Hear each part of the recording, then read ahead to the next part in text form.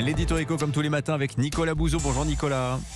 Bonjour Dimitri, bonjour à tous. Voilà, j'ai envie de dire, et pendant ce temps-là, à l'Assemblée nationale, l'air de rien, on continue à travailler, on ne parle pas que des retraites. Oui. L'Assemblée a adopté cette semaine en première lecture le projet de loi sur l'accélération du nucléaire. Alors qu'est-ce que l'on peut en dire ? Écoutez, vous voulez un avis provocateur, Dimitri ? À mon sens, c'est plus important que la question des retraites. Et accessoirement, d'ailleurs, ça montre qu'on peut encore faire voter des lois sans 49.3. Bon, je vous rappelle déjà l'enjeu. Depuis 1990, la consommation d'électricité a progressé de 50% dans notre pays. Et ce sera encore plus, ces 30 prochaines années avec l'électrification des usages, les voitures électriques par exemple. On a besoin, pour être indépendant, d'augmenter notre production d'électricité massivement, d'où le projet de construire ces 6 nouveaux EPR2, ce sont des EPR un peu simplifiés. Alors on a besoin du nucléaire pour notre indépendance et puis pour l'écologie. Le GIEC nous l'a rappelé il y a quelques jours, la technologie peut nous aider à limiter le réchauffement climatique, mais il faut mobiliser des financements tout de suite pour développer une énergie décarbonée qui est la priorité.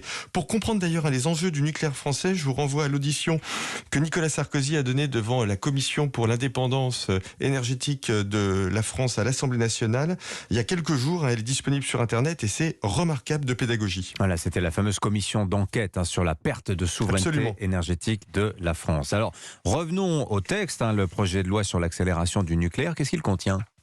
4 choses essentiellement. Première chose, une simplification des procédures administratives. Il le faut, parce que si on fait les choses dans l'état actuel des normes, on aura nos premières centrales nucléaires dans 150 ans. Deuxième aspect, l'accélération des procédures préparatoires. Concrètement, ça veut dire qu'on va pouvoir commencer un certain nombre d'études avant de disposer de l'ensemble des autorisations.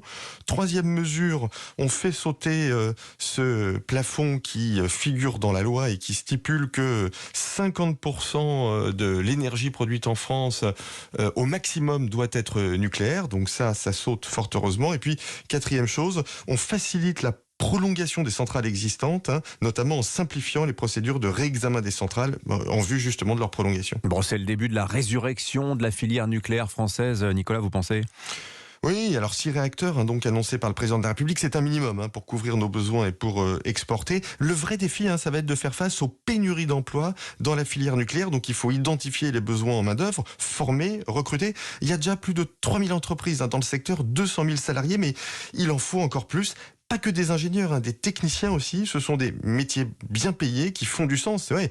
Travailler dans le nucléaire aujourd'hui, c'est bosser pour l'écologie, pour la prospérité, pour l'indépendance de la France. Il y a 200 000 salariés la filière nucléaire en France. Vous savez combien il y avait de salariés pour développer la bombe nucléaire américaine dans les années 200 000. Voilà. C'est pareil. Merci beaucoup Nicolas Bouzou. Bonne journée à vous, 7h22. Bonne journée.